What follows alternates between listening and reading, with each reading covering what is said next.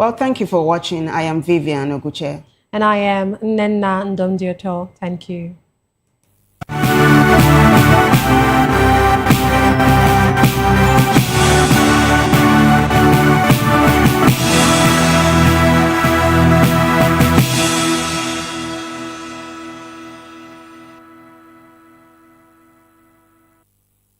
My name is Michel Dela. I'm the Consul General of the Netherlands in Lagos. Keep watching VOP, Voice of the People TV. I'm Sarah Nystrom from Sweden, aka Chief Omobawale, Communication Queen. Keep watching VOP TV. Hi, I'm Samantha Jacobs, representing the States. Miami's in the house, and I want to make a shout out to VOP TV. I'm a humanitarian, and I'm also a rep in the film industry and the art industry. I help dreams come true, and I help you keep on that path. Shout out to VOP TV because you're helping people stay on their path too. Cheers. All right, my name is John Odibo. Keep watching Voice of the People because it's a fantastic station to be with all the time. Thank you very much. My name is Pastor Elvis Ciro, the convener of the Voice Achievers Award, and keep watching VOP. Yes, that is the channel for all the people. No color, no race. Thank you so much. Yo, ladies and gentlemen, this is Abbas Sunkan from the Netherlands. I am a designer and I'm here in Eco Hotel and Suits. Keep watching VOP, the voice of the people. Don't touch that dial. My name is Dr. Tony Bello. I am the chairman of Shine Bridge Global Incorporated. And guess what? You are watching the Voice of the People television. In a world where power shifts its every headlines, news breaks and events happens, we bring you unbiased and explicit information on politics, economy, and state of the nation. We break down the chaos. Facts, not fluff. Truth, not spin. We discuss not just politics, but a glimpse into the future. Voice of the People television. Now you have more than a voice.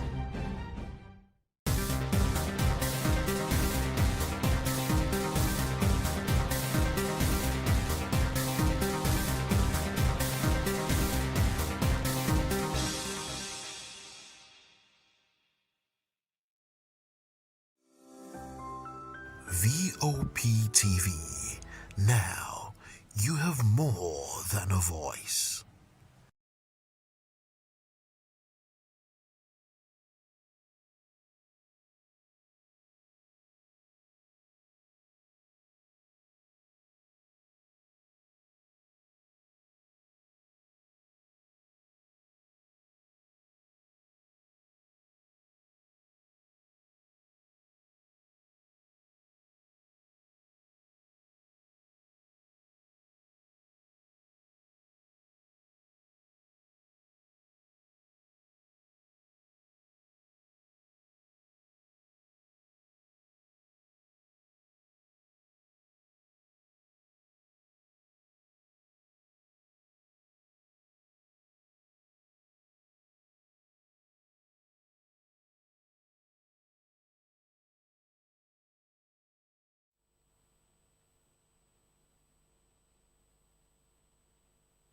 The gamble with lives, which truths were grounded before they even ever had wings.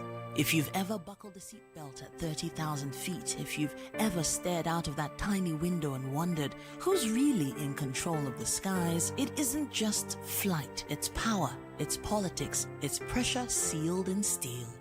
We're peeling back the clouds from runway risks to sky-high secrets. We're diving deep where most dare not to look. Aviation Scope, every Sunday at 7 p.m. only on Voice of the People TV. We don't just report, we reveal. We don't just ask, we uncover. Because when it comes to the skies, ignorance is turbulence. Aviation Scope, the sky isn't the limit, it's just the beginning. On Edu Dialogue, we bring you fresh ideas and conversations, shaping the future of learning in Nigeria and beyond.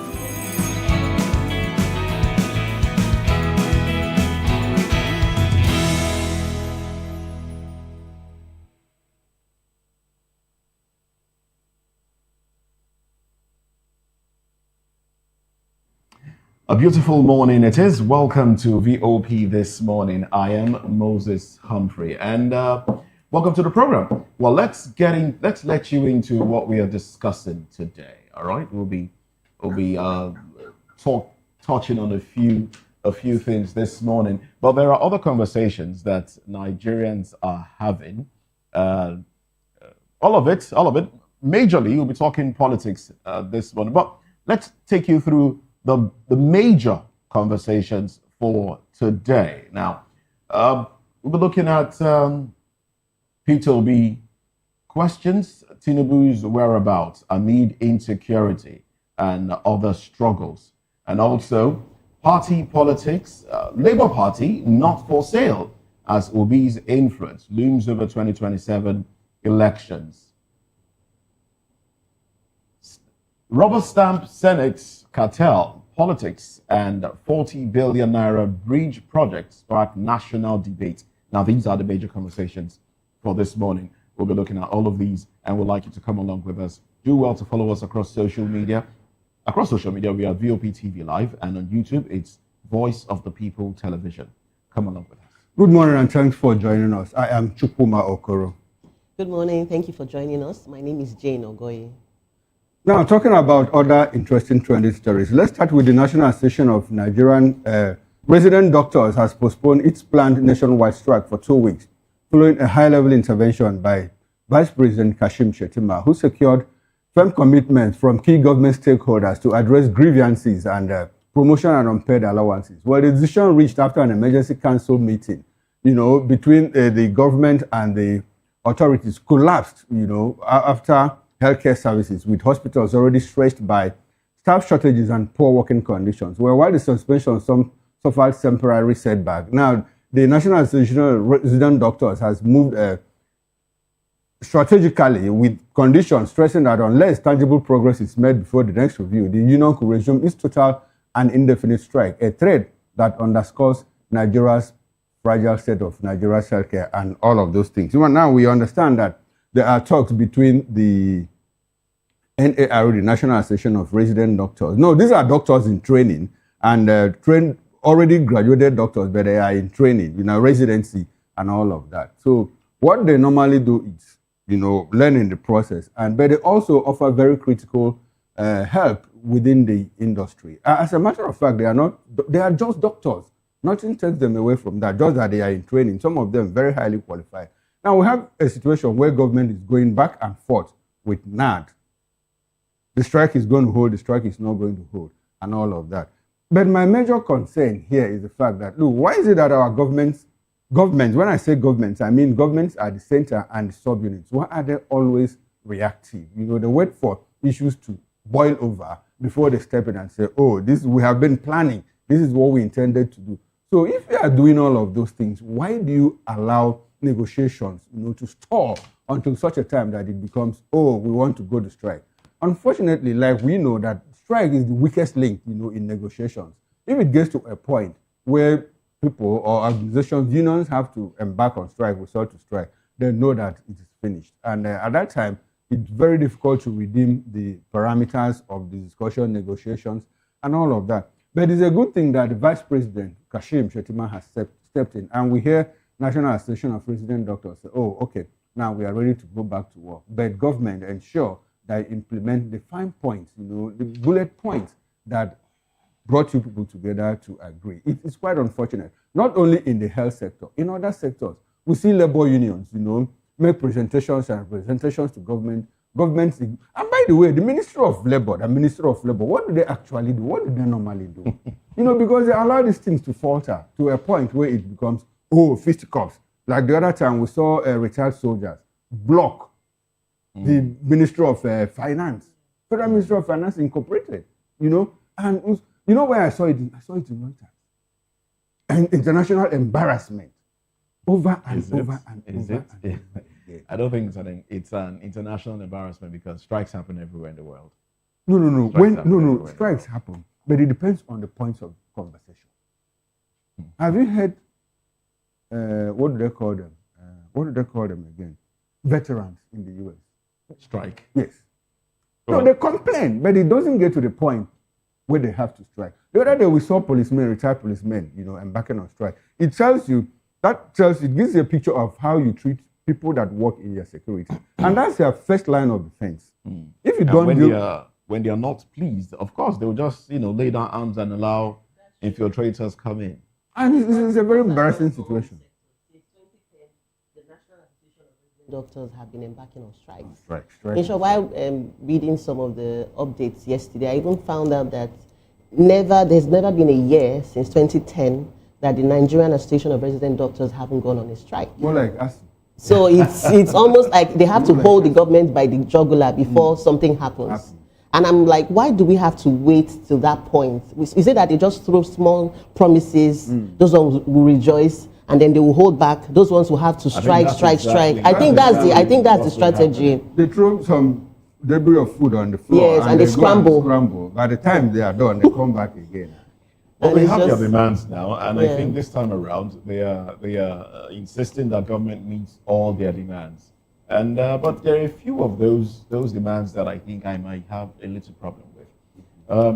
Some of the demands include reinstatement of some officials that were laid off. Okay. Now, the reasons why some of them were laid off, I mean, it differs. It's not just about the reliction of duty and all of that. Some of them, there was some sort of malpractice involved from what I gathered, and that resulted in them being laid off. So I think if one is found culpable or haven't done something wrong, something unethical, I think they should be reprimanded, as against just insisting that, okay, because you laid this person off, you have to reinstate them before we decide not to go on strike. I think you're using a very mild word, reprimand.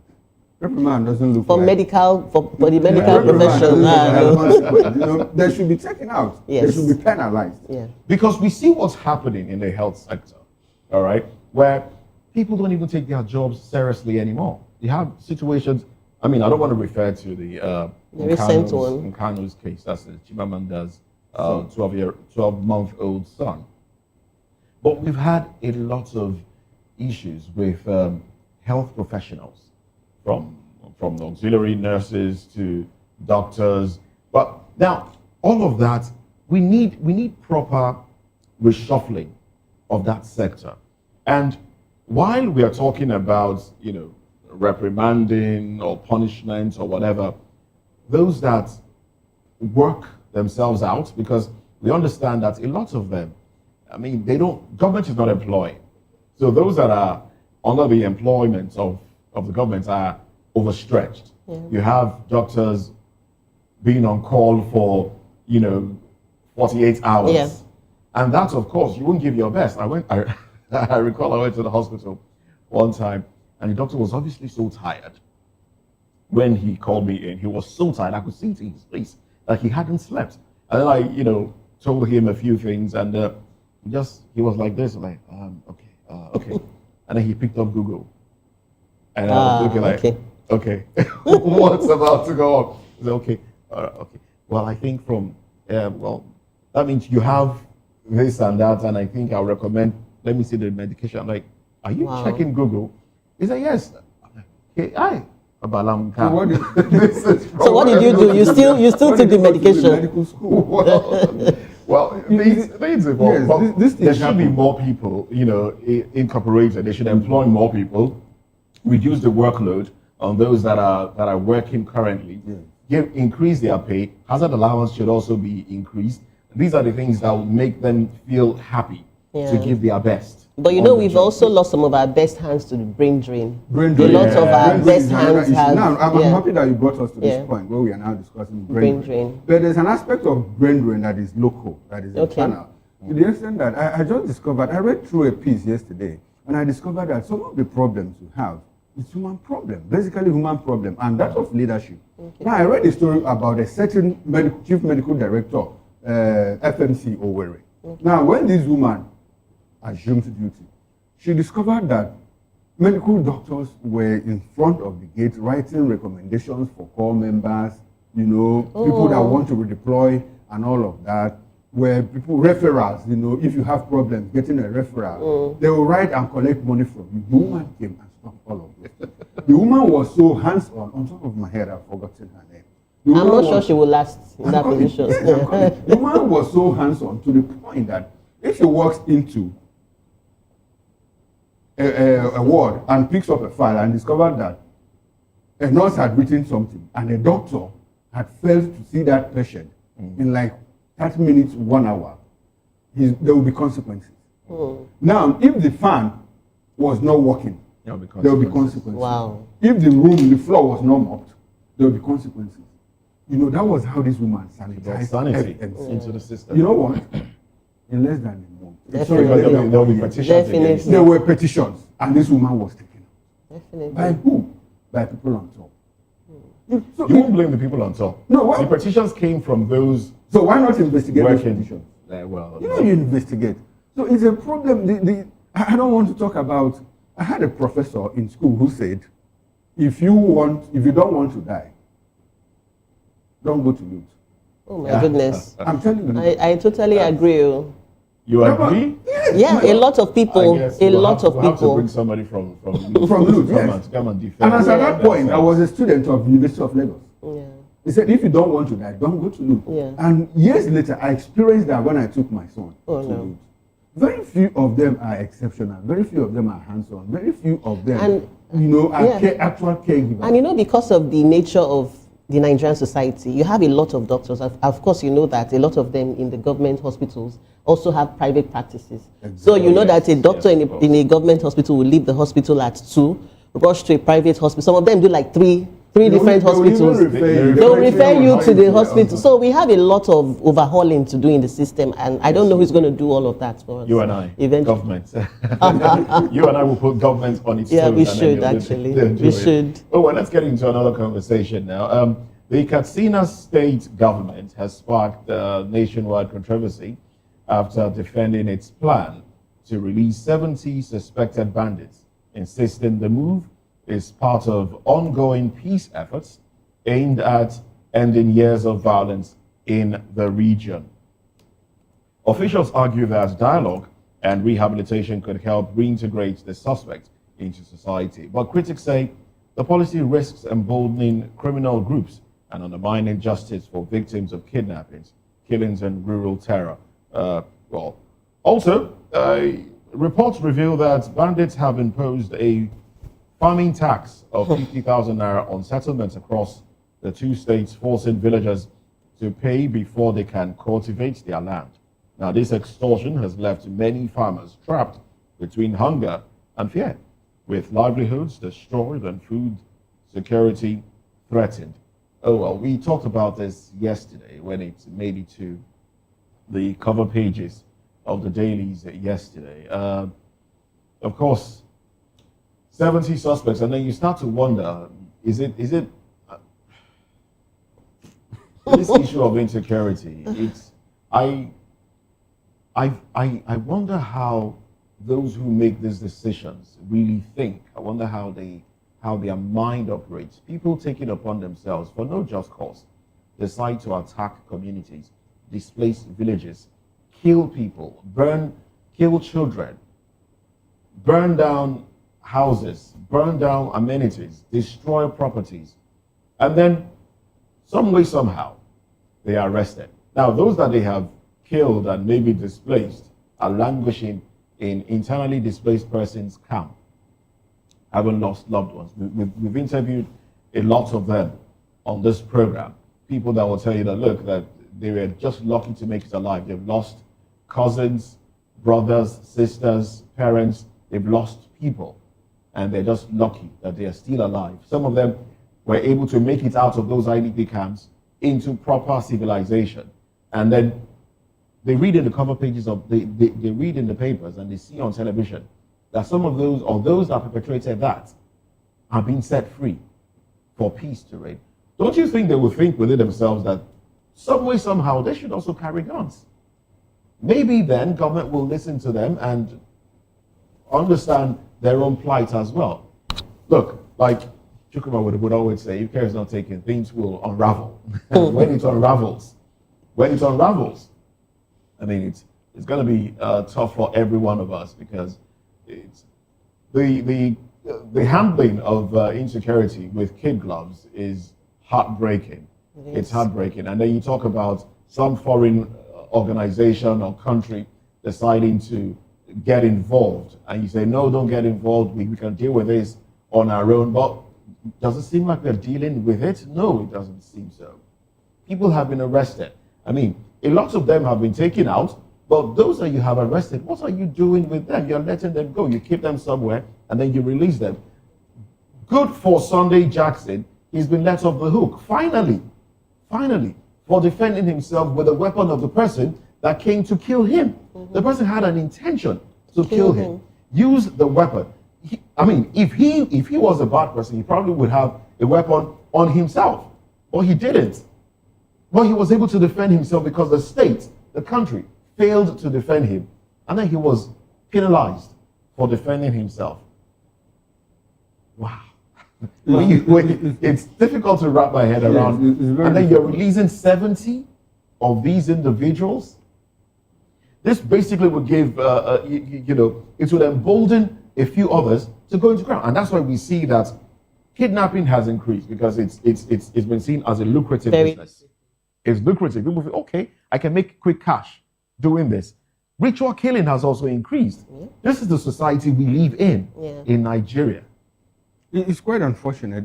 We had a retired colonel on the show yesterday, and I asked him a question. Do we have a national security strategy?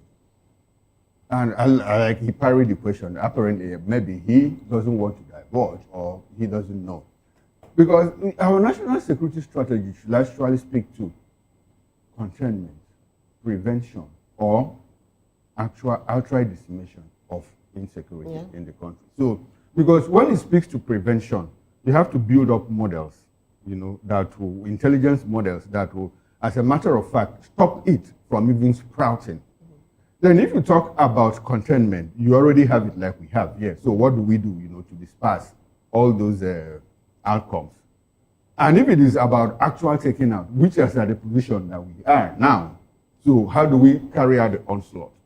Now, those are the components of a national security strategy, and they should be interagency cooperations between the DSS, between the military, even in the military, we have the armed forces, the army, and the air force, interagency cooperations. We have the NDLEA, part of it, all webbed, all is a blend, total blend. So if we have all of those things, we wouldn't be grappling with, now we have a situation where we have seen 70 people released. Now there should be consequences.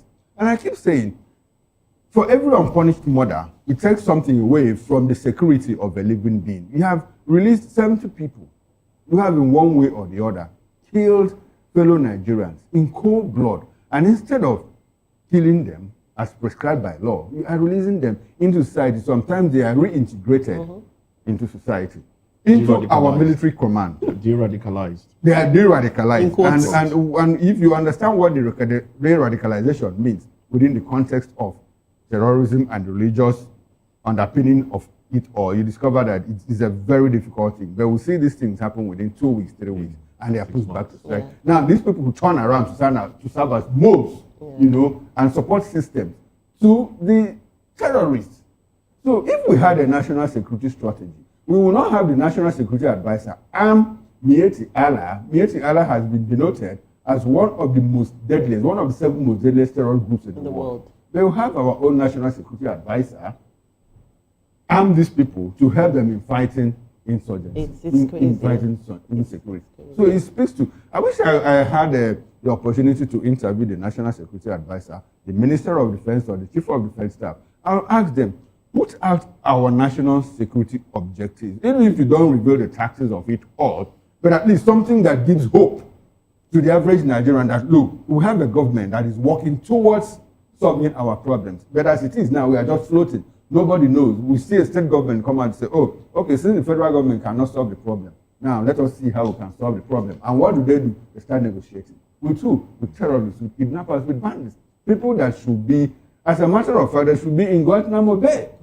We need our own. We need our own. Yeah, they should be there cooling off. But unfortunately, that is the unfortunate situation that we have found ourselves. We need to move on in this country. Yeah, and I totally agree with you. And I also think that a broader issue we should also look at is the fact that a lot of these communities, the host communities for these bandits, are sympathetic to their causes. Because one of the reasons the government gave for releasing those bandits was that it's part of a consolidated, a consolidated peace agreement reached between the communities and the repentant bandits. Repentant, keyword, repentant bandits. And I'm thinking, how do you determine who is a bandit is a bandit? So how do you really, what's the rationale for determining who a repentant bandit is? And how do you also justify the fact that you are reintegrating that person back to the society, someone who has killed, people who actually, carry out their whatever with so much impunity, So how do you say that they are repentant? How? How do you reintegrate? How do you radicalize them, like you said? How do you do that? It's really, I don't know, but we have a really long way to go here. Yes, we do. We do have a long way to go. But talking about having a long way to go, we have another story, Jane, that we should get into at this moment. I think that's about something with Lagos State, politics, APC in Lagos State. Yeah. Take us through it. Yeah, Lagos has witnessed a dramatic realignment as members of Nigeria's three biggest parties, the APC, the PDP, and the Labour Party, alongside defectors from the AA and the new Nigerian People's Party, they stormed into the Accord Party in a bid to challenge the APC's decades-long dominance in the state. At a reception in Alimosho, a retired banker and financial consultant, Robert Showore, who led the defection with over 1,000 loyal supporters, declared Accord as the most credible platform for a people-driven coalition. He's also vowing to spark a political tsunami that could reshape Lagos politics. Also, two members of the Rivers State House of Assembly have withdrawn from the process to impeach Governor Fubara and his deputy, Honorable Silvanus Nwankwo, the representative of Onuma State constituency and the minority leader of the assembly, along with Honorable Peter Abe from Degema State constituency, have urged their fellow legislators to pursue a peaceful resolution to the current impeachment proceedings against Governor Siminalayi Fubara and his deputy, Professor Ngozi Odu. Well, it's politics, and politics. A lot of things is happening within the political arena. Let's start from Lagos State, where we see a collapse of party structures, Say NNPP, Labour Party, and all of them have merged into Accord, more like some kind of sub-coalition, within the state. And I'm wondering, why don't you go to ADC? So why are they going to Accord Party? And recall that Accord also made waves the other time in Osun State when the governor, people were expecting that he would go to the APC, but he defected, deflected, and now went to the Accord Party. So Accord Party is trying to spring up again in Lagos. Well, I wish them well. Lagos politics is a very huge one. Lagos politics is very complex. It's very complicated. But you also discover that very complex and complicated matters just take just a little shift and everything crumbles. Just a little shift and everything crumbles, You never can tell. Like it crumbled on the 25th of February 2023 when the Labour Party beat the almighty APC in Lagos State at the presidential poll, So, people that are involved, Viva Rhodes, where is Viva Rhodes now? Viva Rhodes has gone to the Labour Party. Oh, he has moved to the ADC. He has moved. To the ADC. Yes, he has moved to the ADC. So they have lost that figure. And that's what I'm talking about Labour Party. Labour Party losing that. Yes, Labour Party lost that figure. Okay. But now Labour Party is merging with other people, NNPP, AA, Alliance, AA is, AA, yes. Now they are merging, all of them are coalescing into the Accord Party to see how they can take out power from the APC. I just wish that ADC was part of this arrangement. I just wish that ADC was part of this arrangement because it would be a tough call for them. By my assessment, by my estimation of Lagos politics, how it swings, how it panders to influences here and there, especially when we have a president who, without being in office, was able to coerce some kind of cohesive tendencies within the Lagos APC. Now that he's in office at the top, I wonder how easy it will be for this. But like I said, very complex situations, just take a small shift, and everything will tumble. It's a good thing that they are coalescing, but I don't see this going anywhere, to be honest, because as long as elections are not held on the same day, I mean, governorship and the presidential are not held on the same day, there's only little impact these arrangements will make. In the 2023 elections, now, there would have been a great impact in 2023 if those elections were held the same day. I mean, if we saw the bandwagon effect, it would have made serious impact in which party stays in power in Lagos. But by the time you're done with the presidential, and then you have like 1 week, 2 weeks or thereabouts to reorganize for the governorship elections, they would realign. There'll be lots of realignment. We saw what happened. What if there's an offset at the same We saw what happened in 2023. Right after the presidential elections, you saw state agencies like LASMA, campaigning, civil servants, basically, campaigning, saying, look, we love you, we are here to serve you. And because of what happened. Because of what happened. So we saw that realignment. And in fact, there were talks that, look, as a civil servant, you should be able to prove with your voter, you should be able to prove that you have a voter's card. Okay.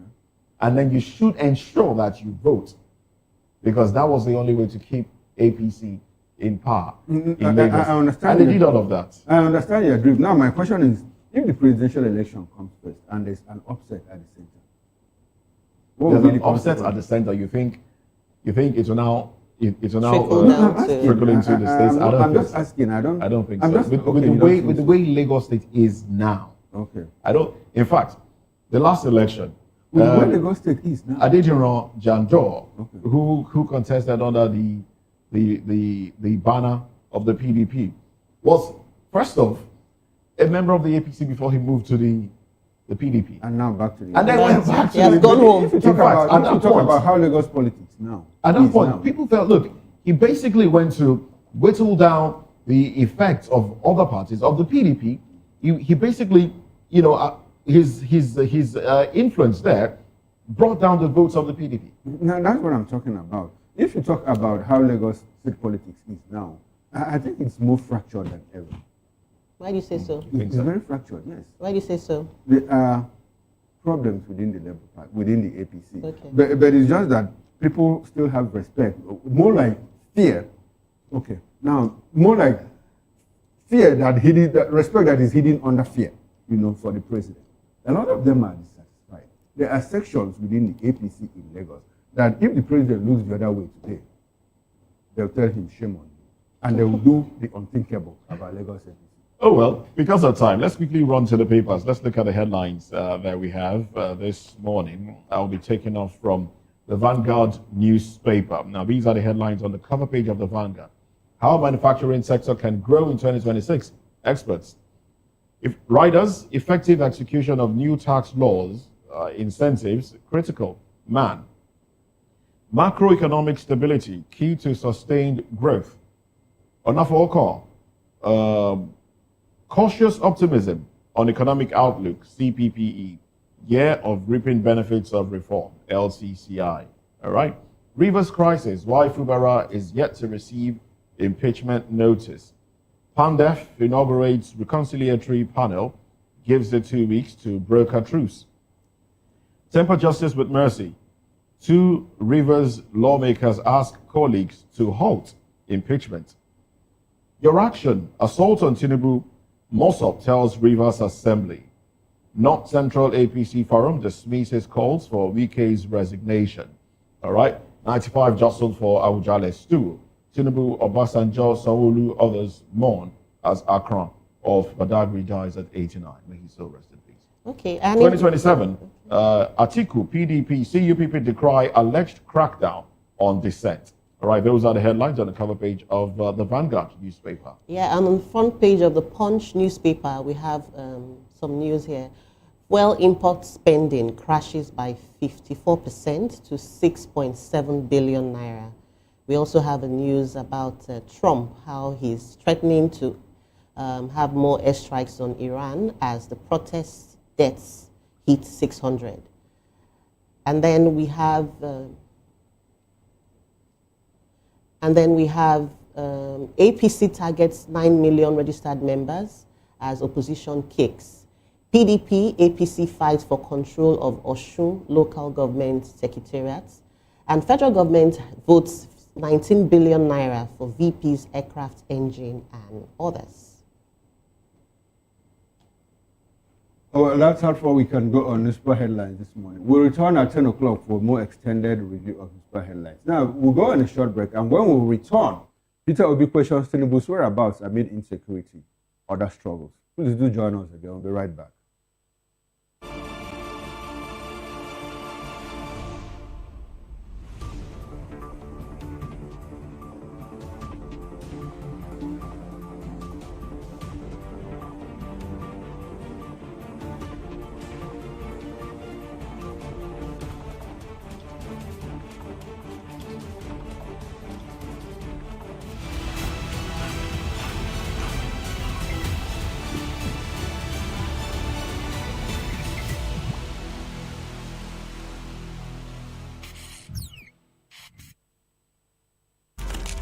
In a world where power shifts with every headline. In a nation full of questions.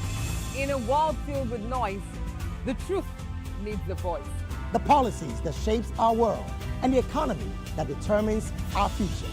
Every hour, every day, the grapevine keeps buzzing. And together, we are committed to telling the stories that shape our world because your voice is our focus. Don't forget, our voice matters the most. Let us come together and share our concerns.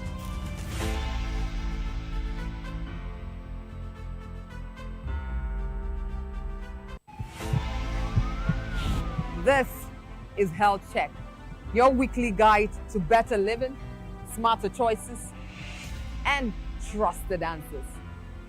From everyday wellness to urgent health issues, we've got you covered. Health Check, only on Voice of the People television, where your health has a voice.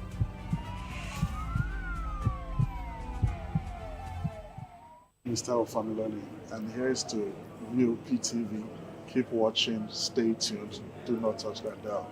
Arara, my name is Made Kuti and you're watching VOP TV. Keep watching. Welcome, my name is Zika Davis. Distinguished ladies and gentlemen, boys, viewers, everybody, boys and girls.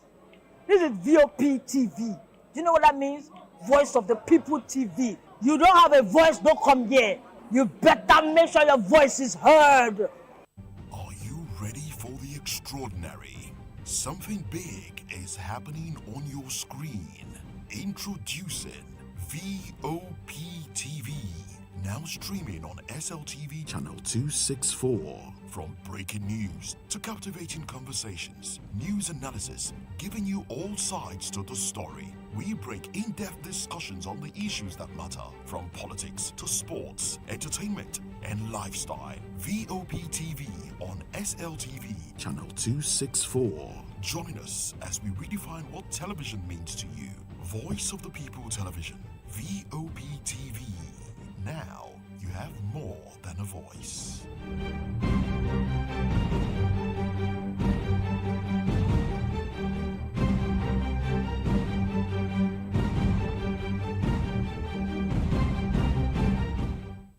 In a world where truth is the ultimate power and opinions scream the loudest, it's time to wade through the noise. Hunger no get tribe! Hunger no get religion! And scan the human interest and trending topics that matter. Stay tuned to The Issues, your plug to the stories making the buzz, from politics to science and technology, social justice, and more.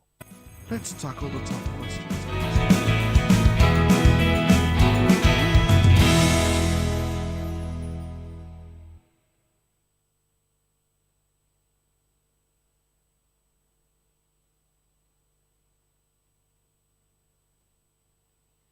Well, Nigeria's political temperature has risen sharply as former presidential candidate Peter Obi has openly questioned President Bola Tinubu's whereabouts, insisting that Nigeria cannot be governed from abroad. Obi's remarks, echoed across opposition circles, highlight growing unease over Tinubu's prolonged absence from public view, which critics argue undermines leadership at a time of economic hardship and insecurity. The controversy has fueled speculation about transparency in governance, with ordinary Nigerians demanding clarity on who is steering the affairs of the nation. Well, I don't think that really should be in question because the president did not transmit power to the deputy. Well, adding fuel to fire, former Vice President Atiku Abubakar has accused President Bola Tinubu of breaking promises to Nigerian students stranded overseas, alleging that the administration abandoned its education pact and left young Nigerians in limbo. Atiku further warned that the climate of repression under Tinubu's government makes free and fair elections in 2027 unlikely, painting a grim picture of Nigeria's democratic future. Altogether, Obi's challenge and Atiku's accusation have ignited a storm, have ignited a debate, raising fears that the country's leadership vacuum and political repression could push Nigeria into deeper instability ahead of next polls. Well, we do have with us, to make sense of it all, Prince Francis Chilaka, political affairs commentator. And right beside him in the studio, we have Elvis Elimehele, also a public affairs commentator. Good to have you, gentlemen. Good morning. Good morning. And we will be joined in the course of the program. We'll be joined virtually by Dr. Moshood Abiola, who is a certified project manager, professional socio-political economist, and a public affairs commentator. And from Benin, we're being joined by Comrade Christopher Ojekere. Good morning to you. Good to have you. Good to have you join the conversation this morning. Now, but Peter Obi and Atiku, let me start off with you, Prince Francis Chilaka. You know, talking about where the president is, but we know where the president is. I mean, it took where our president is. Our president. Okay. Now, well, you're still a Nigerian. At least the much I remember. And Bola Tinubu is the president of Nigeria. But that's not the bone of contention here. Now, why do you think it took so long for Nigerians to be made aware of where the president is? Could it be because of government wanting to keep something away from naysayers, or why? Or is it the president's health? What are the things that you think could have prompted this hide and seek being played? I will continue from where my predecessor stopped. You seem to forget all that picture. He didn't mince a word. He said it clearly that he's going to continue, and that's what he's doing.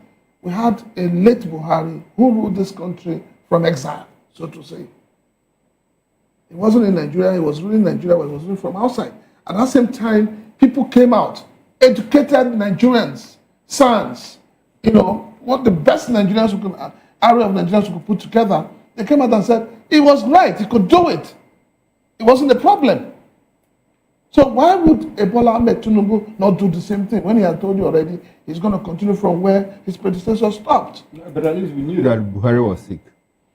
Well, if he was sick, how many times did you know where he was? Well, we knew even if it was only made public when people started, nosing around looking for him. But this one, your president left this country just before the new year and disappeared into thin air. For me, it was like, one of those mystery films you watch where the man in charge just disappears. Why did he not transmit power to his deputy? That's another question. We'll return to that question. But Prince, he didn't just disappear. His spokesperson, Bayo Ononuga, told us he was going to Europe. And from there, he goes to Abu Dhabi. Mr. Koro, point of order. And until we get this right, we'll keep having this back and forth. We never elected a Bayo Onanuga as our president or as your president. You elected a Bola Ahmed Tinubu. He was the one that was on the ballot. We should stop this madness of, encouraging spokesmen to be talking to Nigerians. You elected somebody who says he has prepared himself for 20, 25, 30 years to become a president. And then suddenly you become a president, you now shift your responsibility to your media aides. And then we'll sit down here, analysts and pressmen will be saying, his press release. How can we depend on press release? Prince, do you blame the president for that, for using his handlers? He went to Chatham House before he became president, before he was elected. He went to Chatham House, and when they asked him questions, he said, you, Femi, answer. You, Nasiru, answer. You, Baba, answer. Yet you elected him. So should you blame the president, or should you blame ourselves? No, when we criticized it, people said, oh, he's a man who likes to delegate. Now he's delegating his presidency to his spokesman. And you have a and problem. you see the way the country is going. A country that has been devastated by terrorists. You see, they're having a field day in the north. They're moving south gradually. To the point that even Katsina State is negotiating to release bandits, people that were arrested. You're not thinking about the consequences of those who are arrested and what they will go through. You know what it means that somebody gets arrested as an armed robber and the cop frees the person and he's in the same vicinity with you and you're the one who arrested that person. In one breath, we're fighting insecurity. In another breath, we're encouraging it. If the president was on ground and this kind of thing is going on, he would say, stop. Okay, let's take it up from there. Let's bring Elvis into this conversation. Elvis, if the president was on ground, according to Prince, he would say, you have to stop this. The president has always been around. People were killed in Benue Plateau. The president has always been around. People are killed in parts of Edo State. People are killed in other parts of the country. The president has always been around. Inflation ticks up. Disposable income drops. The president has always been around. Doctors are on strike. The president has always been around. And ASU is on strike and all of that. So in the president's absence, does it actually make a difference? Should it make a difference to us if we have a president that is available and we are living in problems? So should his absence, make us jittery? Should it be our problem that the president is absent? Because even in his presence, we are still neck deep into problems. His presence would have made a difference, Mr. Okoro. Let me tell you, when the father is at home, the children are bolder. When anybody is even knocking your gates. Some of these decisions would have at least been looked into. There would have also been like a communication to Aso Rock. This is what we want to do. Unfortunately, there's nobody in Aso Rock at the moment. Let's go a little bit of history, Mr. Okoro. We have had 5 presidents since we got this fourth republic. Out of the 5, how many have actually been in Nigeria as to stay in Nigeria and rule Nigeria as it's supposed to be? Apart from Obasanjo to some extent and Goodluck Jonathan. We had late President Yaradua was governing us from Germany and Saudi Arabia. We had Buhari constantly in London. To the extent I even stayed almost about 3 months in London, 100 and something days, at the time that Nigeria was actually completely like, we don't have a leader. Then here we are now. Like my colleague here said, I'll continue from where my predecessor stopped. Then Buhari has come in. And he continued from where, Tinubu has come in, he continued from where Buhari stopped. It got so bad during late President Yaradua's time that the Minister for Justice and Attorney General of that regime, Ann Doaka, said the president can govern from anywhere. Were you not in this country when he made that assertion? To the extent that 2029 budget was carried, we were told that it was carried from here to Saudi Arabia for the president to sign. The president was on sick bed. Nigeria, it got to a time that everything was in a standstill. What now happened? We now began to see protests.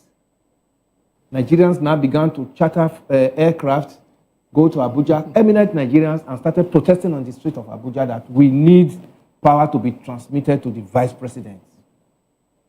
That now led to the doctrine of necessity. We're here in this nation.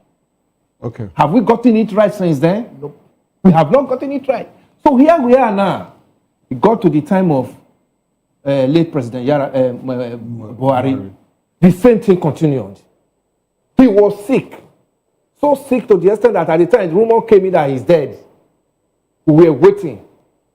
Even at that moment, the vice president was in limbo here. I'm talking of Osibajo. At the time, Osibajo now managed to at least act as a vice president. That was when they now remember that, no, whether the president is well or not, let him be brought back. Okay, all right. No, let him be brought back. No, we'll return to the question of the relationship between the president and the vice. Let's bring in our guests, our virtual guests, into this conversation. Now, we'll go to Benin City, where we'll have Mr. Chris Ojekere. Now, Chris, good morning to you once again. Good morning. Thank you for having me. Okay, beautiful. Thanks for presence. We appreciate it. Now, I would like for us, I want to pose the same question I posed to Elvis here. Do you think that Peter Obi is giving an alarmist interpretation of the president's absence? I ask this question in the light of the fact that we always had a president around and we have people killed in all parts of the country and we are neck deep into problems. So should the president's absence actually really bother us? Like Atiku Abubakar said sometime, Nigeria seems to be on autopilot. So should the president's absence be a problem to us? Is Peter Obi alarmist in his interpretation that, look, the president's absence is unnerving to Nigeria? What does it look to you like? It's only expressing the fact that he, like many other Nigerians, have never gotten used to anomalies, whether it is being perpetrated by this president, the more heightened fashion than the others. But we Nigerians, true Nigerians, who understand how democracy runs and what governance is, have never gotten used to anomalies. Have never gotten used to absentee presidents. How can investors? We did presidents who are presidents of external affairs.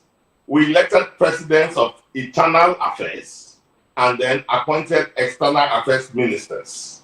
But our presidents are becoming presidents of external affairs. So Peter Obi is expressing the idea, what he has always understood, and what we have always understood as governance. And that among all the presidents, this particular president has exacerbated that anomaly. So much so that he quoted statistics. The man spends more time outside than he spends at home.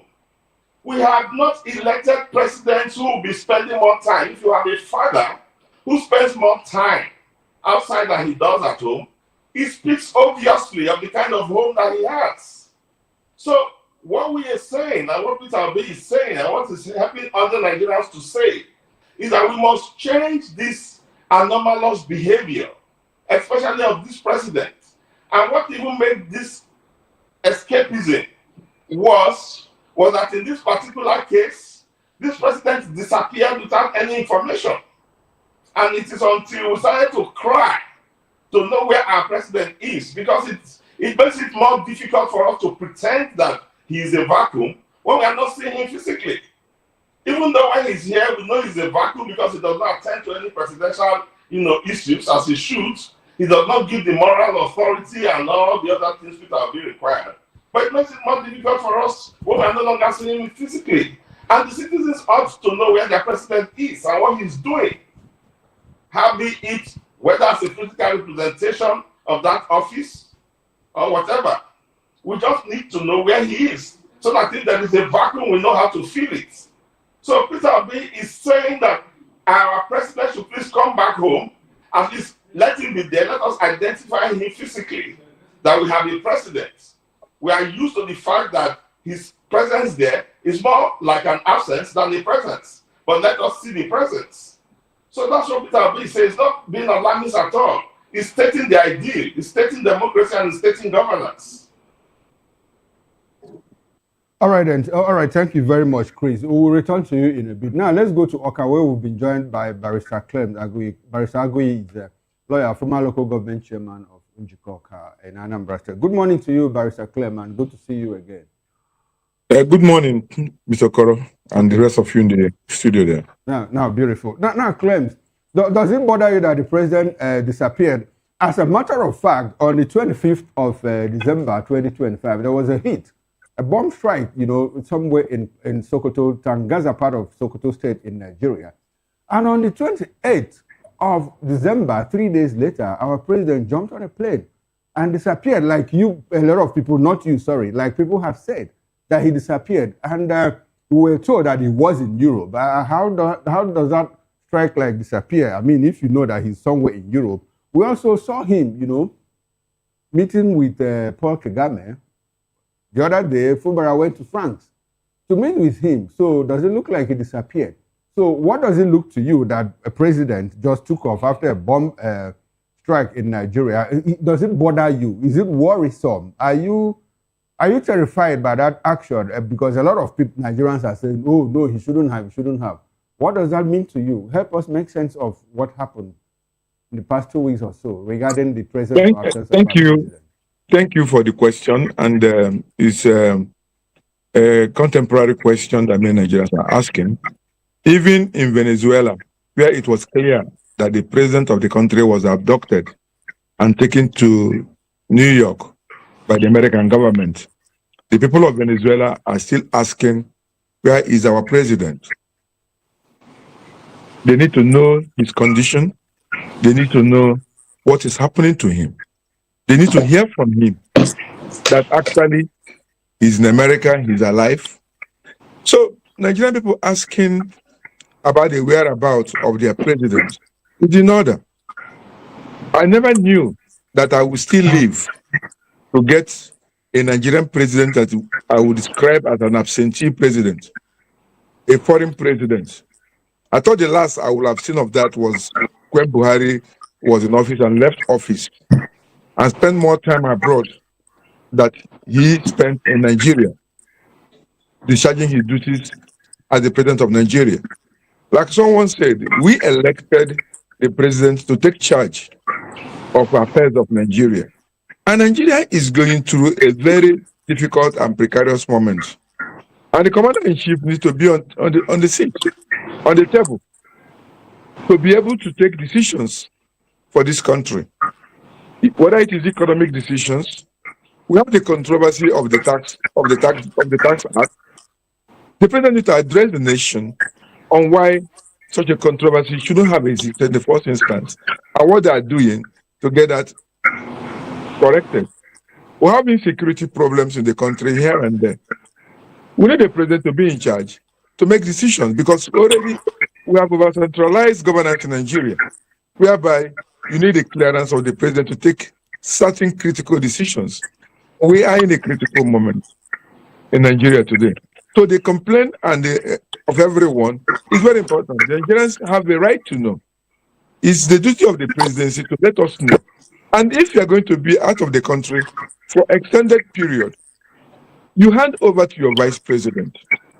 If you have any serious president that goes out of his country, comes back in a day or two, the president of the most powerful country in the world, United States, went to Saudi Arabia, went to about 3 or 4 countries at a stretch, and came back and went back to America in 2 days because he has job to do. We want to see the seriousness in our president. Nobody is saying that the president cannot go abroad. He can go abroad, but you don't go abroad to go and live there. And this is very common with our leaders. Somebody will campaign for office. Somebody will campaign to be governor. He campaign to be senator. As soon as he's elected, he will ship his family abroad. The next thing, he's living abroad. Why do you come to govern people you don't want to live with? Don't want to feed their pots or know how they are faring? There's nothing more important than first-hand information. I am there. Many of the places we have had killings in Nigeria, the president has not even been there to see for the first hand what happened and give hope to the people and inspire. What Peter B is saying, what every other Nigerian on the street is saying. It's not like children. Some Nigerians their father went on the extended trip and they're asking, where is our father? If the president has delegated responsibilities, is it necessary for him to go to every area where there is, a disaster, maybe insecurity, insurgency, displacement, natural disaster, but he go everywhere. If he has delegated authorities, I mean, I'm just saying, I'm just asking. Certain authorities cannot be delegated. The situation where you have about 50 Nigerians, about 100 Nigerians killed, the flag of Nigeria need to go half-mast. It's because we have normalized the abnormality. That is why you have 100 or 200 people killed. And the president enter the plane and go, say that he delegated authority. Delegated authority for 200 Nigerians. Look, let me tell you, if he's going out of the country on an extended trip that will take him more than 2 days, he should have handed over to his vice president. That's the delegation of authority we needed, because somebody has to be in charge of the country. There's no point switching the issue. Is he wrong? He's wrong at normalizing abnormality. It's quite absurd to think of it. Nothing justifies it. That's why the Constitution provided, if you're not going to be available, hand over to your vice president. He holds the authority of the state and implement the decision of the state while you are away. Why is he not doing that? All right, then. Why is he breaching the Constitution? All right. Well, thank you very much, Barrister Clem. Agree. Now, let me bring it back to you, Prince Francis Chilaka. Is this an age thing? Because we know that concomitant of age is, one of the concomitants of age is illnesses. The body starts to crave more attention when one gets to a particular age. So should there be some sort of policy that if you're above a certain age, I mean, I'm just asking, if you're above a certain age, you shouldn't contest for political office at that level. Will that save us this trouble of presidents seeking treatment? I mean, if they can't get it here because the healthcare here is abysmal, going abroad. If you have a president who has to seek medical attention abroad, it's a shame on that president, it's a shame on Nigeria. And that's the truth. Okay. It's for me, it's a no-no. Why? How many presidents of other countries have come to seek for medical aid in Nigeria? The healthcare in Nigeria. No. Exactly. How many of them even come to visit Nigeria and stay more than a day? At most 2 days. Does it trouble you? Does it bother you? Because I know it bothers some people that when the president visited, is it Abu Dhabi? He was received by the Minister of State. Does it bother you? You know. Some people feel that's an insult. Do you think so? I mean, see finish now. See finish. They don't see you people finish. You think so? Yes, that is what it is. When you have leaders who cannot put their acts together, who cannot put their country in the proper position, people will not respect you. We as Nigerians, all of us, are we not ashamed that your minister will fall sick, he goes abroad? A local government chairman will fall sick, he goes abroad. A councillor will fall sick, he goes abroad. And yet, every year, you make bogus budget. Why are we not fixing the little things that should matter to us? Why are we not fixing the health sector? I remember a governor who said he built one of the best hospitals in the South when he was a governor. Yet, when he is sick, he cannot use that same hospital. Well, you're talking about Akwa Ibom State. Yes. He had an accident within some months. He couldn't even use the same hospital. He was flown abroad. More investigation revealed that the hospital was partially completed. It was just about the second floor. Well, it was commissioned with funfair. It was just the second floor. So much, the amount of money used in building it, half of it was used to commission it. And then, well, it's a whole lot if you want to put no, because you see, together. Moses, we're asking questions. Yeah, exactly.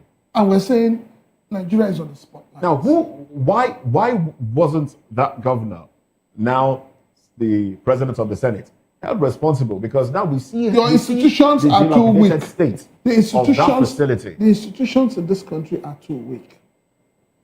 And that is why we all pray. May Nigeria never happen to us. Do you think that it's the same thing happening at the Asu Villa clinic that was built? Does it exist? Oh, it was built. No. Does it exist? Building is one thing. There must be a structure. But is it functional? Who has been held accountable for all the funds that have been channeled there? So if we have an Asu Villa clinic and your president and the first family cannot use it, then something is wrong with us. All right then. I was going to come to you, but let me quickly run to Dr. Moshood Abiola, who just joined the conversation. I do expect that he's been following the conversation, and Dr. Moshood, welcome to the conversation. Thank you for having me. Good morning. Good to have you. Good to have you. Now, Nigerians are concerned about the president's whereabouts. The president has been away for some time, just before we now realized that he was attending a summit. But before then, he's been away.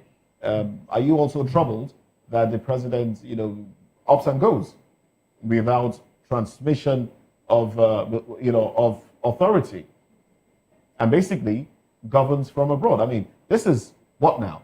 The 13th day in the year 2026, and the president hasn't been in Nigeria this year so far. Well, I'm not concerned.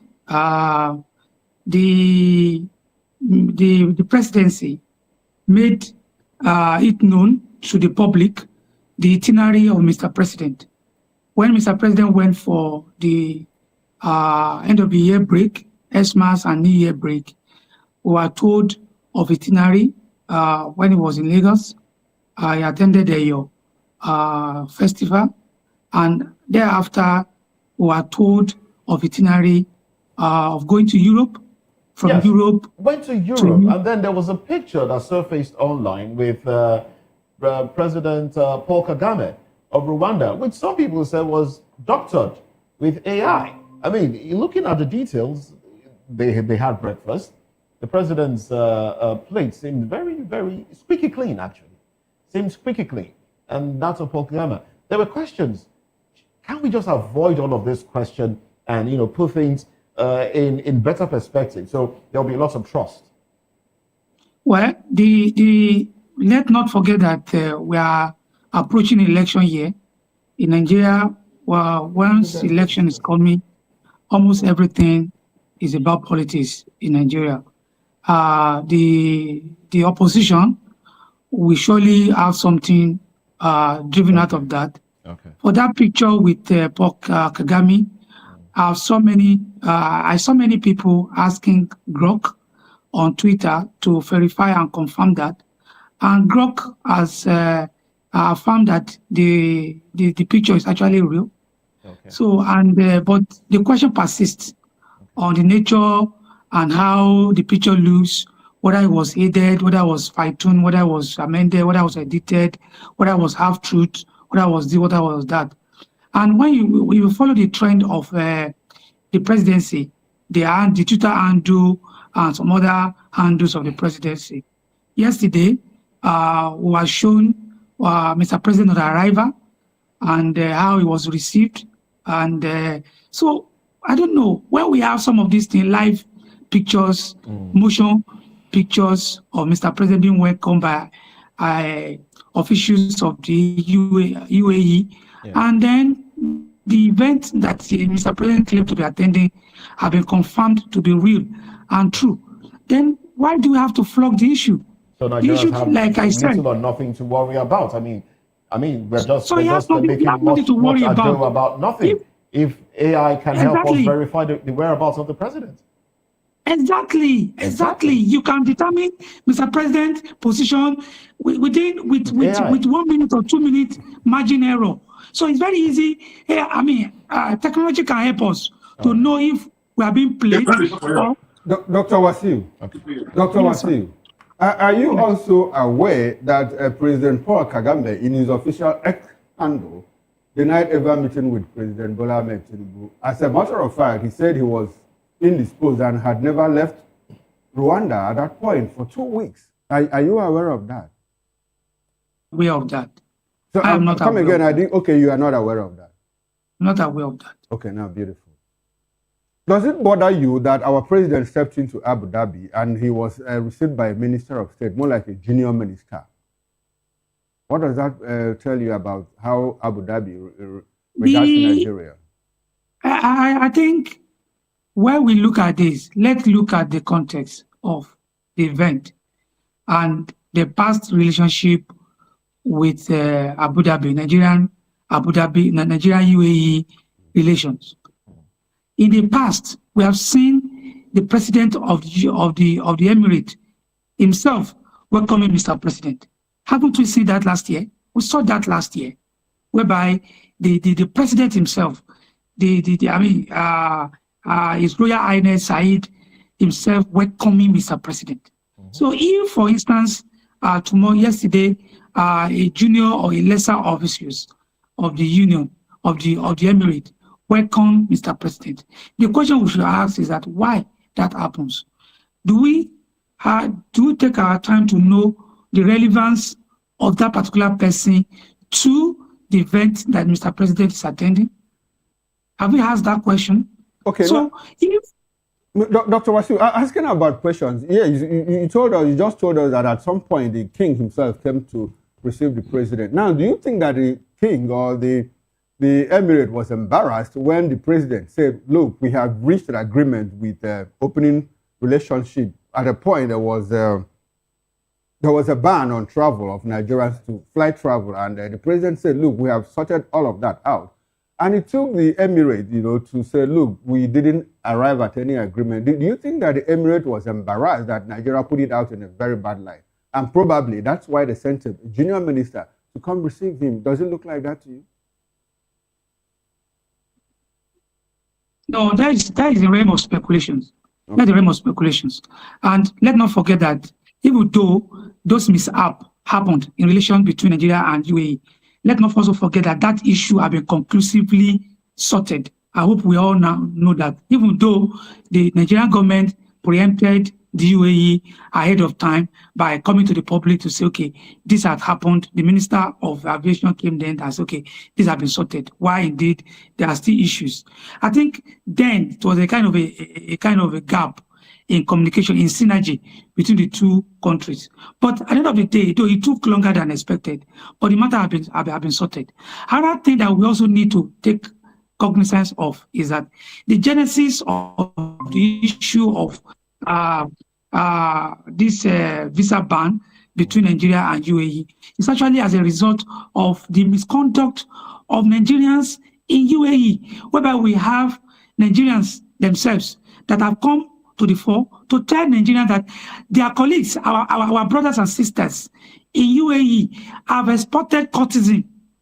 We have exported courtesan from Nigeria to UAE. And the issue of drug cartel, issue of misconduct have been happening, whereby we see Nigeria on highway, on the streets of UAE, chasing each other with gun and machete.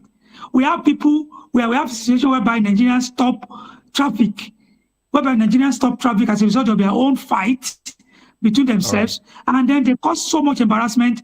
So why am I saying this? Why we are cautioning Nigeria, the government of the country in their own inability to do one or two things. We should also not lose sight of ourselves, the individual, that we do things that we ought not to do outside the shores of the country. I absolutely align my thoughts with yours in that regard, because Nigerians themselves make the country look bad with their own attitude. Absolutely. But let's go to Chris Ojekere now. Let's talk about Nigerian students being stranded abroad.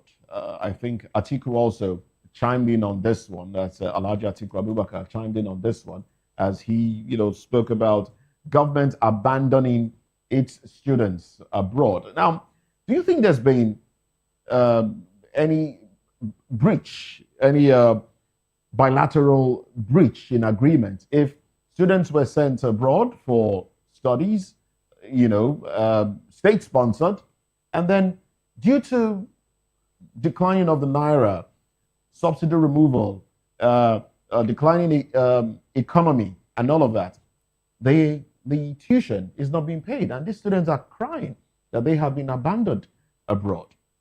Has there been a breach, a bilateral breach in all of this?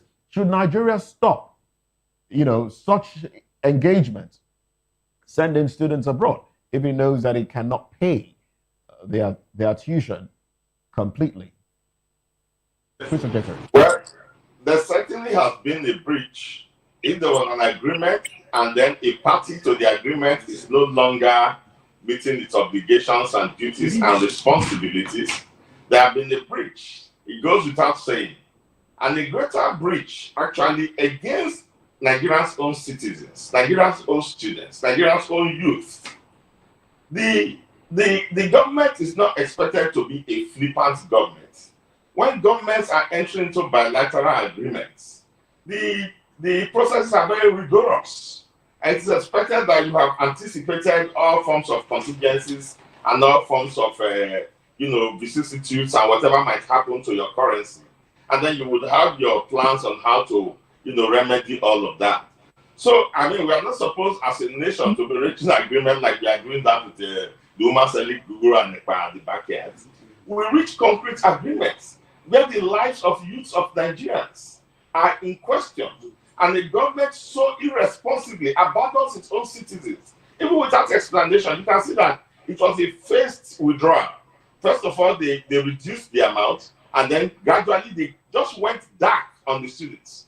And I mean, you saw the protests in Abuja of parents and students crying out to the government. In its insensitivity as usual, the government did not give any meaningful response. And in the whole of 2025, they didn't pay a cover.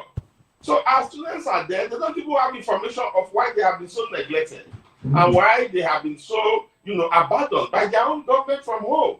So there have been breaches all around. There is breach with the other nations with which we had those bilateral agreements, and there is breach, with our own citizens, our own youths.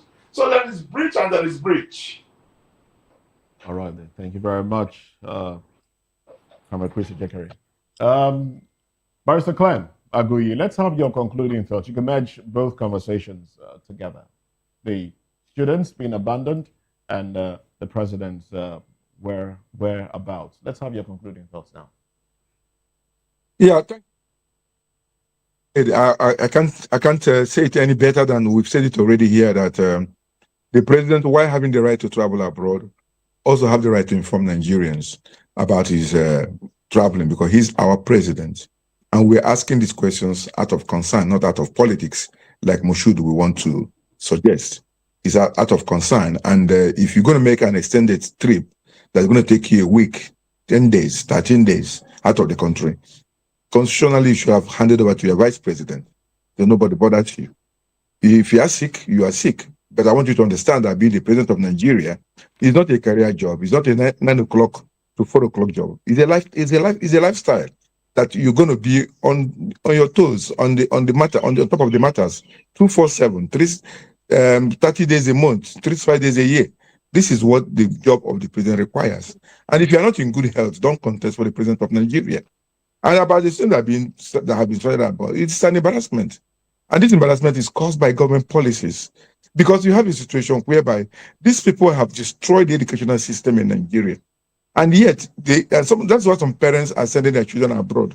And come up with policies that have made it difficult for these parents to be able to pay their children's school fees and remit this fees smoothly. You want to remit money out of Nigeria, the central bank is holding up your money to pay your children's school fees. They're not making it easy for these parents. And we're saying that this is an embarrassment. If there's any government in this country that have destroyed education in a short time, it is the government of President Bola Ahmed Tinubu. Beginning from the conduct of our WAEC, beginning from the conduct of our JAMB, and the policies that came up in between that many people have to lose admissions. And these parents are being forced to send children abroad. And I think now that he has succeeded in destroying the future, I don't know what we're going to be doing. As Moshood was saying, we have Nigerians now who have exported terrorism, cultism, drug cartel abroad. These are your children. These are what you bred. They are an embarrassment, not just to Nigeria. They didn't learn it in UAE.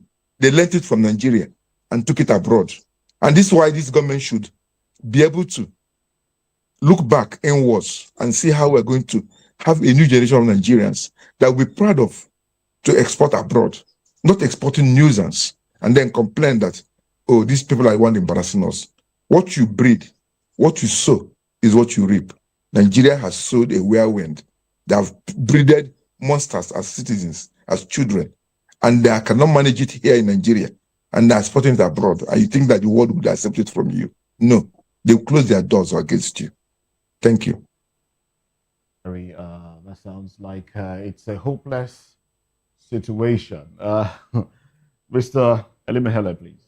Thank you. I'm so embarrassed that the ones we have in Nigeria here, our children in school here, the ASU keep threatening them because the government refused to do its bidding in terms of the agreements. Those ones are off and on. Then the ones that are abroad, their fees are not being paid. So where do we run to? So sometimes when we talk, some of these people will tell you that we are criticizing the government because we support the opposition. It's not about supporting the opposition. It's all about, letting the world know what we are going through. Look at what happened, what is currently going on in Edo State now. Schools are closed down in some part of the state. Then students are at home. Then the ones that managed to get out of this country, the government is making them stranded over there. Then tomorrow we'll now be talking about being able to be part of the international community. This kind of distortion, how do you now rate your students among the international communities and say, okay, these are my students. These children are off and on. But somehow the president is like our colleague there was saying that we can reach the president through any means, because of technology. We didn't vote for technology. We vote for human being to be president of this nation, because when he was coming to ask of our vote, he never used technology. We saw him on the podium campaigning in all the states. And the day he was sworn, it was not technology that was used to swear him in Nigeria. That day he was sworn, he was able to make a categorical statement that fuel subsidy is gone. He didn't use technology. We heard. Today, we are now also calling on him, address other issues. The same way you made that statement that day on May 29, 2023, that fuel subsidy is gone. Attend to other issues in this nation like that physically. Okay, but Elvis, he will also use technology to address you. I'm sure everybody can now gather in the Go Square to hear the president. Yes. Now, but before we come to the prince for his final thoughts, his concluding thoughts, I promise that we'll return to the issue of transmission of powers. Now, quickly, why do you think it's always difficult for presidents, and in particular this one, to transmit power to the president when he's to the vice when he's leaving?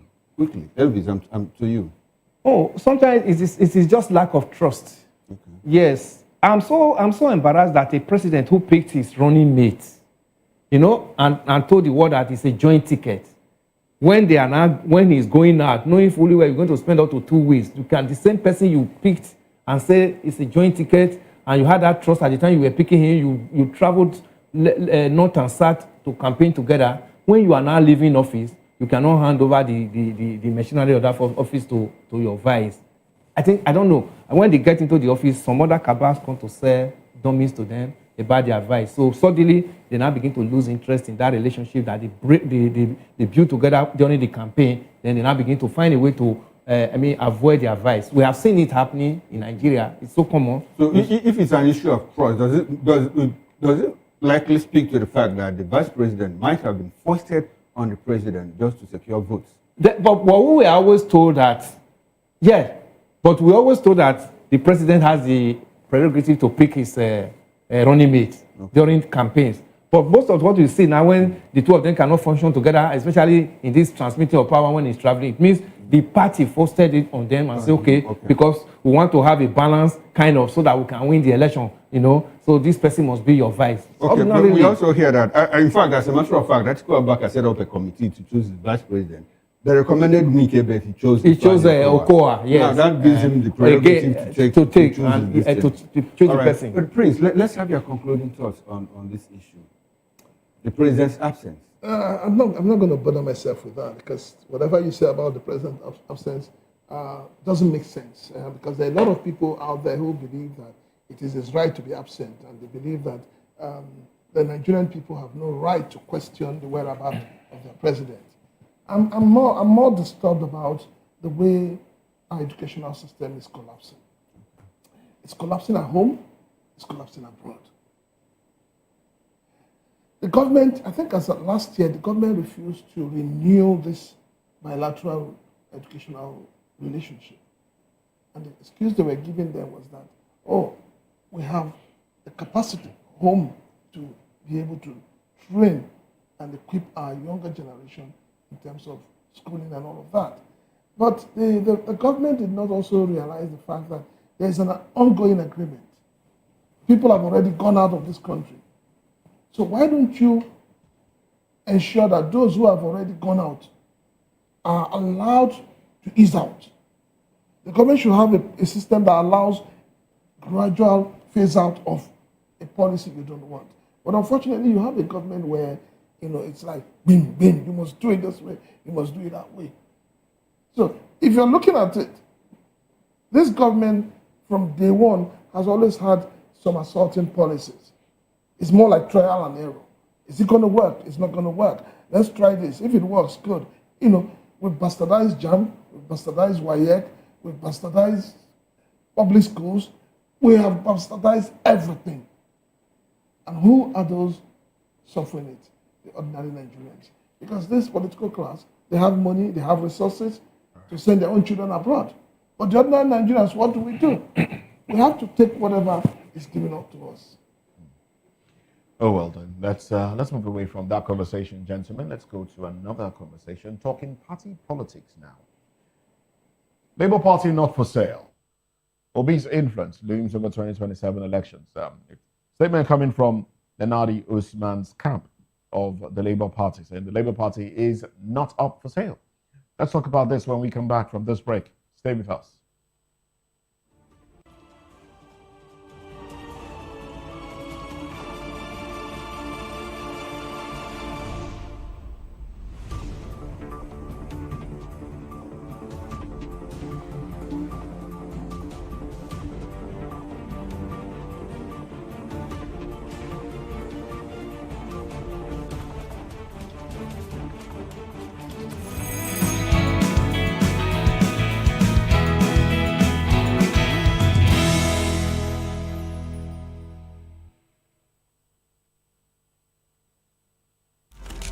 In a world where power shifts with every headline. In a nation full of questions. In a world filled with noise, the truth needs a voice. The policies that shapes our world and the economy that determines our future. Every hour, every day, the grapevine keeps buzzing. And together, we are committed to telling the stories that shape our world because your voice is our focus. Don't forget, our voice matters the most. Let us come together and share our concerns.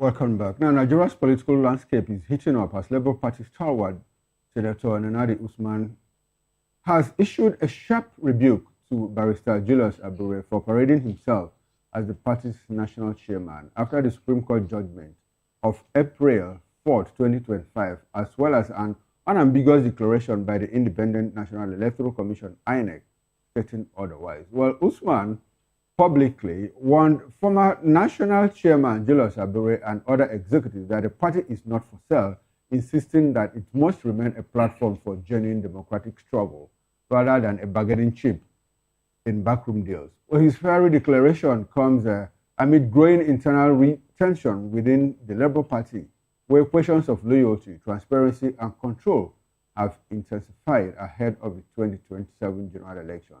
Meanwhile, former Ekiti State Governor Ayodele Fayose has stirred fresh controversy by declaring that Peter Obi, the Labour Party's 2023 presidential candidate, is the only person that matters within the ADC and the broader opposition space.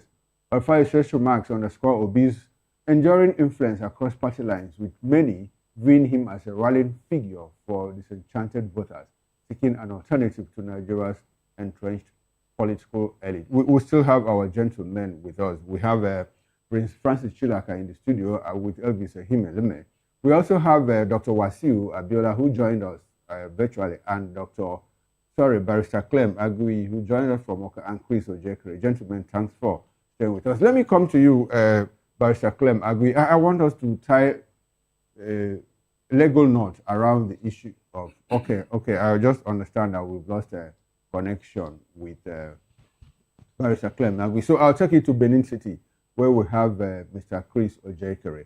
Now, Mr. Ojekere, we hear Nonadi Usman say, look, Abure, stop parading yourself as the national chairman of the Labour Party. And it is quite curious that after the Supreme Court judgment that said, look, Abure, you are no longer the national chairman, INEC has said the same thing. But this same Abure keeps parading himself as the national chairman of the Labour Party. Why is it difficult to rein him in? Why is it even difficult for security agencies to say, look, young man, you are impersonating the Labour Party chairman? Why is it even difficult for someone to go to court and say, issue a warrant of arrest on this man for impersonation? What is playing around the Labour Party, and why is it that it's difficult for this Abure to be reined in? And I also hear that Lamidi Apapa, one time factional chairman of the Labour Party, is now in your ADC. So I've asked two questions. I would like for you to address the issue of Abure and the issue of Lamidi Apapa in ADC, if you as quickly as you can, sir. Abure is on life oxygen from the presidency. There is no two-way about it. In the highest court of the land, the Supreme Court, to which the president himself and the presidency are supposed to be subject to its judgment, has made a pronouncement on an individual, just another civilian who happens to be a former national chairman of a political party. And that person is still going around the country, parading himself as the national chairman of a party and interfering into the affairs of that party with such, audacity. Then you should know where the energy is coming from. So Abure is on life oxygen by the present regime. It's a destabilizing instrument, against the Labour Party.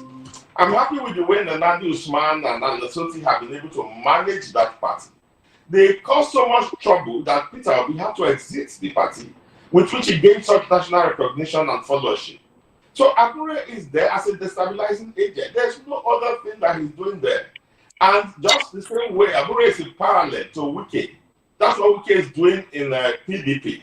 The president and his ruling APC thinks that the only way that they can force themselves continually upon Nigeria is to ensure that no other party from the opposition produces a president. And that dovetails into the reputation of Apampa.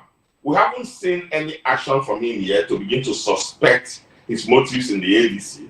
Maybe genuinely he has decided to come to the ADC, we don't know that. But he's under the that he did in the LP, in the Labour Party. It's under the radar. And let us pass this information through your medium to the ruling party that Nigeria is craving for, and Nigeria is going to have a multi-party democracy. Nobody is going to be able to run a one-party state or a one-party, country in this country. It's a heterogeneous society. Our politics, our beliefs, our philosophies are heterogeneous. We've existed together in diversity, and so shall it ever be. So whatever the plans to maybe plant somebody in ADC to come and cause the same destabilization that have been done in PDP or in Labour Party will fail. Not that we are accusing Apampa yet, but let him take note that because of his antecedents, it's under the radar. So Abure is doing the job that is set up by the presidency to do. Is he above the law of the land? Why hasn't he been arrested? All right. That's impersonation. All right, thank you very much, Mr. Ojekere. Yeah. Now, let's go to Dr. Owasiu. Dr. Owasiu, I'd like for you to tell us, do you think that the ruling party or the presidency might in any way be interfering with what is going on in the opposition parties? I talk about the Labour Party, the PDP, and the ADC. Do you by chance, is it possible for you to help us understand, to undertake an assessment of the problems within the opposition, and are you able to relate that with actions from the ruling party or the presidency? It's quite suggestive. It's very easy to actually claim or accuse the ruling party being the one engineering issues of the secondants that is causing disaffections within the opposition party. It's very easy because quite frankly, it will be in the interest party that the opposition parties are not able to patch themselves together, that they are not able to attain and achieve unity among and between themselves. So it will actually serve the interest of the ruling party. But that may, if you hold on to that, that may make us to lose sight of the real issues that is parties. Each of them, I would like to focus my attention on two of them, the two leading opposition party, that is the PDP and the Labour Party. Number one, talking about the PDP. PDP has they dug the grave for themselves where they are today. PDP has not actually entrenched internal democracy within the party. The self-interest within the party is actually responsible for the problem that PDP is currently having. It's quite painful that the person whom the party sacrificed the internal democracy of itself for, that is in the person of Alhaji Atiku Abubakar, is actually responsible for the problem that the PDP is having now. And it's quite painful that Alhaji Abubakar, without being mindful of the sacrifice the party leaders made for him in running up to 2023 elections, has thrown all these sacrifices in the dustbin and move on to another party called ADC. If the party had obeyed its own internal mechanism that actually enshrine, though not written anyway, but that says that the office of the presidency within the party, the presidential ticket will be rotated between the north and south. If that had been done, all right. Dr. Wasiu, we get your point about the PDP. You said that's number one. What's number two so that we can move on to other? Number two is that the Labour Party itself. The Labour Party, it shows that the presidential candidate of the party in the last election, which lacks the ability to entrench democracy within the party. If you cannot whip everybody in the line, if you cannot achieve internal democracy within your party, then how will you be able to achieve to rule the country as diversified as Nigeria? All right. Please wait a little. Mr. Peter Obi has not been able to muster the strength to put all these warring factions together, name it Abure, Apapa, and other parties to line for them to be able to see the common good of the unity of the party. Now, you are not able to do that, and you're leaving the party for another party entirely, and you are going to get crash in ADC. So, for me, no matter how some people may look at it, it tells on its inability to bring all these gladiators together. All right, point noted. Thank you very much. Now let's come to the studio. The Prince, I see you giggling. You have any reaction to me? You know, when some of us who call ourselves analysts talk, sometimes I ask myself, where are they coming from? Okay, his opinion. Yes, it's his opinion. Yes, but you need to understand that some people don't understand how parties work. I've always said it. There's a structure how the parties work. As a candidate of a party, you're not a member of the National Working Committee. The moment your candidacy ends and you don't win the election, it ends there. You have no powers. And so when people come out and say, Peter Obi was not able to do this, what is the position of Peter Obi in the party? Is it the chairman? Is it the vice chairman? Is it the board chairman or the board of trustees? The moment he stops being the presidential candidate, he becomes an ordinary member.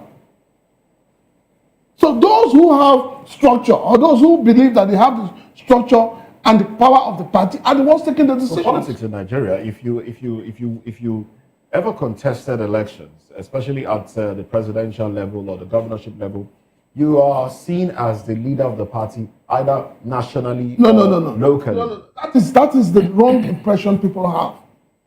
You are not seen as a leader anymore. And that is why it's not permanent in the next cycle of election. for you to become a candidate. So your power you become powerful during the campaigns. Immediately after the campaigns, what happens? The party comes back to the chairman. And if you're looking at the structure of Labour Party, and you're looking for somebody who should be able to bring Labour Party together, you should be looking at someone like the governor of Abia State, Alex Otti, because he's the highest. He's the highest ranking official of the party. So he should be the one people should look up to.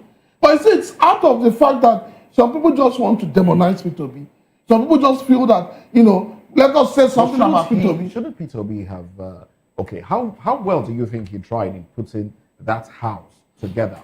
Don't you think some Nigerians will judge him based on his actions within the Labour Party, whether he was able to put the house together or he allowed the house to collapse upon itself? Okay, good. Don't you think he now you're saying that. Let us look at Atiku. Atiku was please. Atiku was the presidential candidate of PDP. At some point, we all said Atiku was the problem of PDP. No, you said. I never. We all said. But when Atiku left PDP, we now found out that the real problem of PDP was a Wike. He's the only one that has decimated the party. The truth of the matter is that a candidate knows when to stop. There is nothing you can do the moment you stop being a candidate. There is nothing you can do. People need to get this thing into their brains. Anybody calling out P2B for the thing that is happening in a Labour Party is not being very honest and it's not being sincere. Okay, all right, Prince. Elvis, to you now. Let's undertake an assessment of P2B's influence. The momentum that he drove with the Labour Party and the Obedient Movement in 2023. And Ayofayoshe's statement, comment that he's the only life in the ADC. Do you think they're able to reinvent, to reenact that momentum in 2027? If you put all, if you weigh everything that is happening within the political space at the moment. Yeah, what Peter Ayofayoshe said concerning Obi is actually the truth. At this moment, if ADC want to be sincere to Nigerians, let them not allow what happened to PDP in 2023 happen to ADC again. I said it last time in our sister sessions, and I'm repeating it here again. Let's not look at name. Let's not look at money. Let's look at that person whom the party believe that if it's the ideology of the party will be able to pull Nigeria to the next stage where we are. And that's where Peter Obi stands. If they now look at fat pocket and look at, the number of times we have contested a presidential candidate doesn't matter. That's just number. It means even as you repeat yourself, every election cycle, you are coming in as presidential candidate and you are not winning the election, it even weighs down your popularity before the people. So let us now let them look inward and not make the mistake of PDP. PDP made that mistake and it's what caused PDP to where it is today. And PDP is not likely going to get out of it soonest. So the wall got cracked and the lizard find a place to hide. That was what happened to PDP. Now, everybody in ADC now knows what happened.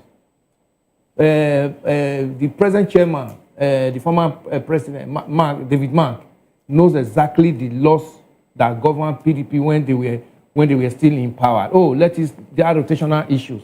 In 2023, because they saw a fat pocket, they jettisoned it. And where we are today. If they do that to Obi now, again, as Labour, as ADC, now he has gone to join them in ADC, they are going to have the same issues.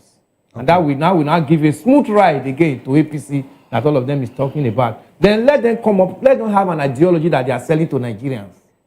They have to let Nigeria, this is what we stand for. This political statement that we are going to throw it open, that is very political for ADC to come up with such statement. At this time, they still call themselves, we are forming a coalition. We are going to throw it open. We don't want to hear throw it open. We want to hear, this is our ideology. And this is the reason why we are saying this. We are not saying there shouldn't be primaries. There should be primaries. But let them guide themselves and not allow money bags to hijack the primaries and let it go the same way it went in 2023. There will also be an issue. That means they've just given the APC another smooth ride to get to 2031. All right, then. Now, let's go to Oka, where we've been joined again by Barrister Clem Agui. Barrister Clem Agui, I'm sure you're pretty sure that you have followed this conversation. I'd like for us to discuss P2B's movement to the ADC. and what that portends for regional politics. I mean, I say regional politics, I mean the politics of the Southeast. We saw him, we saw Eyina Baribe, we saw Ojolibo, Ben Obi, we saw Tony Moye, a couple of big heads, you know, from the other parties move into ADC with Peter Obi. But internally, we also see some kind of, you know, tackles here and there from within the Southeast, talking about people who have upfront endorsed President Bola Ahmed Tinubu. Chukwu Masolodo said, look, Mr. President, we'll root for you in 2027. And we'll have Hope Uzodinma, governor of Imo State and chairman of APC Governors Forum. By the way, Ebonyi State is APC. Abia will have the number 6, Ben Kalu, saying, look, our support is for Bola Ahmed Tinubu. How is that going to affect the kind of regional vote that Peter Obi used to get from the South? Do you think it's these outsiders, so to say, from the ADC will cause some kind of damage to Obi presidency if you consider the regional bloc, you know, that normally roots for people at that level? Yeah, first of all, let me try to address an issue that was raised by Dr. Moshood. Okay. When he said that it is in the interest of the ruling party that the opposition is in disarray. Well, I would have wished that the opposition is in disarray by their own making, not because the disarray in the opposition parties are being caused by the ruling party. And I'll ask Dr. Moshood, is it in the interest of democracy that APC, the ruling party, is destroying every opposition party? Definitely, it is not in the interest of democracy. The interest of democracy is more paramount, more important than the interest of the ruling party in our looking at these issues. And let me tell you also that in the civilized country, it is even treasonable. It's an impeachable offense for the president of the country to be involved at that level in trying to destroy opposition parties. Why was Nixon of America impeached, or almost impeached, and was forced to resign? It's because of the Watergate scandal. And what is the Watergate scandal? It's trying to undermine the opposition party and weaken it. Democracy, our multi-party democracy stands by our ability to also allow opposition to thrive. If we have a system whereby the opposition parties cannot win election because of the machination and manipulation of the ruling party, then it's no longer democracy. You are creating room for totalitarianism. You are creating room for tyranny and dictatorship. You are creating room for alternative way of seeking power, which is, we don't want what is happening in Iran to happen in Nigeria. We don't want what happened in the Sahel to happen in Nigeria. We want democracy here to thrive. So all this idea, because it is my party or my tribesman, therefore you justify it, I think it's totally absurd and it's totally wrong. It does not serve the interests of Nigeria. Now, coming back to your question, of course, Peter will be joining ADC, added life to it. I've been one person that stands for the coalition, the opposition parties coming together as strong opposition against the ruling party. Because I know the power of incumbency. It can be very enormous. And I said over and over, and I repeat it again here, that except the opposition comes together, build a coalition that is strong enough, they will not be able to defeat the ruling party, knowing that the ruling party is always 50% ahead in terms of resources, in terms of structure, in terms of mobilization, and every other thing. They have anything to their advantage. Why the president can fly on his presidential jet for campaign? You as an opposition person, you're trying to hire one private jet, and you're paying money for it, and many other things that are available to them. You know, so Peter will be joining the opposition party, added life, just like Fire said. Let me just take you up here. So what do you think would, Barrister Clem, can you hear me? What do you think would happen if we actually have two candidates, you know, from the South? I'm talking about Tinubu and Peter Obi. Don't you think that the votes will be divided, you know? If we have two candidates from the South running for the election, definitely the vote from it may be divided between Southwest and Southeast and South-South. The vote will always be divided because people have quite idea. Nigeria, you cannot rule out tribalism, ethnicism, religion from voting pattern, from the demography of voting anywhere in the world. You cannot rule it out. So the vote will be divided.